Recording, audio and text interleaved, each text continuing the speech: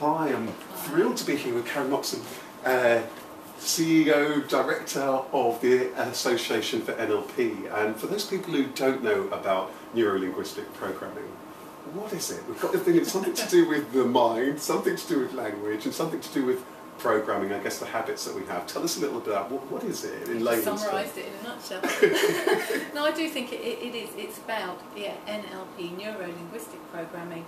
It's about using the brain and the language and how you program your own responses. It's really a bit of a user's manual to the mind, right. I think, not from a biological perspective. And it's very much about understanding and empowering yourself to understand that your thoughts are under your control. I think that's very empowering. God, yeah, so it's just about actually helping people. Lots of people feel as though their minds are all over the place, but actually just helping them to have a healthier relationship with what they think and so on, and that hopefully helps them change kind of those habits or be aware of what they're doing and work with their mind as opposed to... It's a self-awareness, it really is. It's a self-awareness. It could be treated as a philosophy for life. There are some very sensible strategies in it, very sensible techniques and things like that you can learn that just empower you to do more of what you do well. And presumably it's related to lots of other fields in this whole personal development and professional development world, like coaching and so on, all part of a broader family. Yeah, absolutely. I mean, it's another tool for the toolbox. You know, sometimes we find ourselves in situations where you need to be able to draw on extra resources, and NLP can definitely be one of those resources that you can draw upon in a lot of different situations. God, yeah. So tell us a little bit about how did you get involved in this journey? Because I got the feeling that, because you were an accountant, right? Completely different field, and then you became personally passionate about this, and I know you're passionate about this. How did you make that journey? You were an accountant, going about your own life.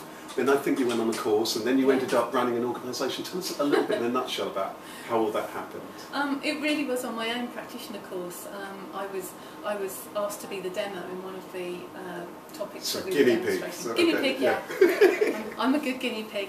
And I had to share my vision, which was all about, I had this vision about wanting to create something where like-minded people could come and share their experiences, but also from that be able to then go out and from that place of safety go out and be able to then practice, because if they could go out and practice, then something as good as NLP could be spread more widely than I could spread it on my own. You know, there's only one little me, but if there were 400, 500, 1,000, 5,000 people all doing good work in NLP, and people recognise that good work, then they would be, you know, helping 5,000 more people than I could help. Wow, and that's a huge vision, isn't it? So how did it happen? Because lots of people have got huge goals and so on, and I think it's quite ironic, isn't it? Because NLP and lots of these things are about people's goals. How did then that jump between being on that course, training as a practitioner,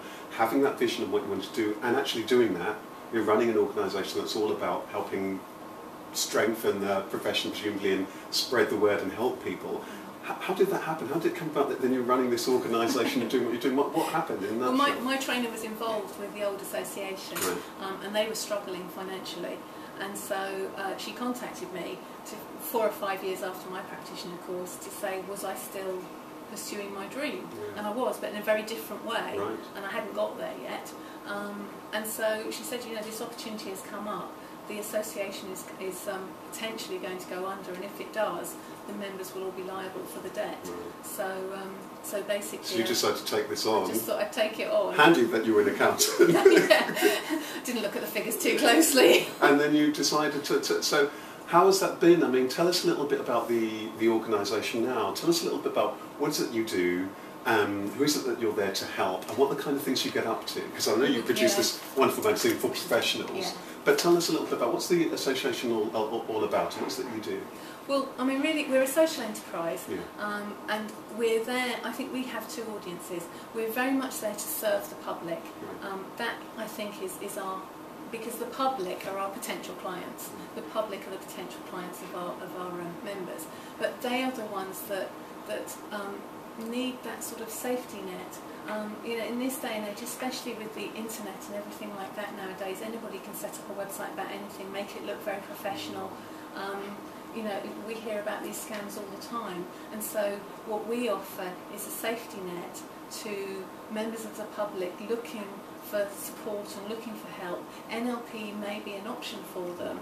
And what we're saying is, yes, NLP is an option for you, and if you choose one of our members, you have that added benefit of understanding that we've checked their qualifications, so we know that they are qualified, and we know that we have a code of ethics that they sign up to. We have a complaints process that they can go through should anything go wrong. It very rarely does, and it very rarely does because we have professionals as our members. Right, and then tell us a little bit about that professional side. So for the professionals, why do they join? What are they after? And presumably it's a relatively new profession. They're wanting to do what you were wanting to do, help people, presumably. Tell us a little bit what's about the association about for your members. Well, for the members, I mean, again, it's the same sort of thing really, because through them being able to demonstrate their membership of ANLP, they're able to show their clients that they are practicing in a responsible way. We have sort of 4 main values. We call them our epic values,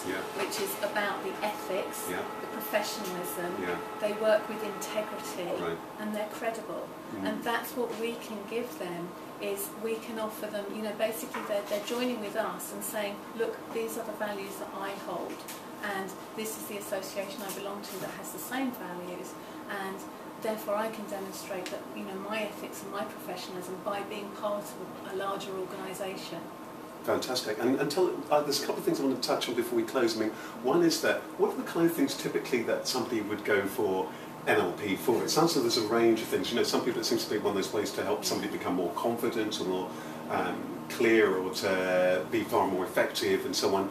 It seems to be lots of people go on it from a training point of view for to help them with sales and influencing skills and so on.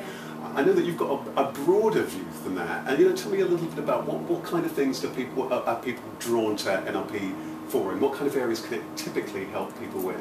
Well, it can help in all sorts of different ways. I think my passion lies with with empowering people, but certainly especially through the education system.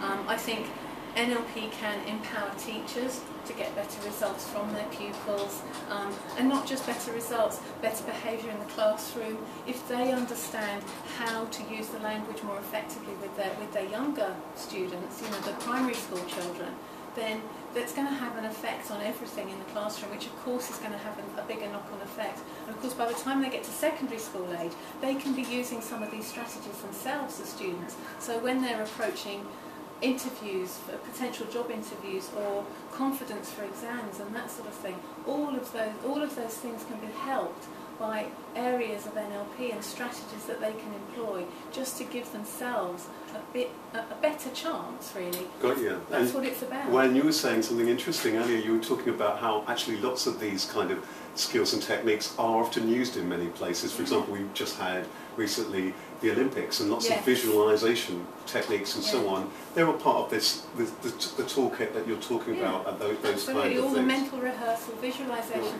these are all things that NLP, they're some of the strategies that NLP employs, just some, a small part of the number of strategies that NLP can employ to teach you how to make the best of any given situation. So we're talking about how can you use NLP. There's so many ways it can help. There are presentation skills, confidence building. Yes, it can be used, sales and that sort of thing. But there's health benefits.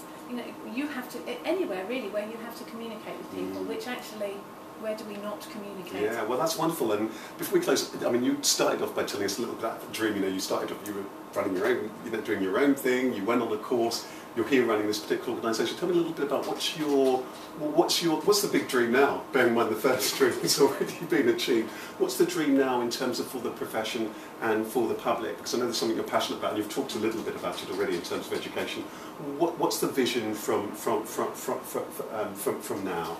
Well, my vision, I mean, the reason that I do what I do is because I think NLP has so much to offer that if we could get NLP into the education system, if we can get it accepted by the health service, into business, then it can make such a big difference to people. And so I think that's why I do what I do, because I think part of the way we can get that to happen is by making the field a more professional one, giving it that credibility, underpinning it with some research, all those sorts of things, so that actually people will will trust us as a solution. And presumably that's where things also like the magazine come in to inform people who are interested, practitioners, have that best practice information, and for members of the public who are interested we have the magazine. in that. I mean, the magazine is split into 3 sections, and one of those sections is about best practice for professionals. Yeah.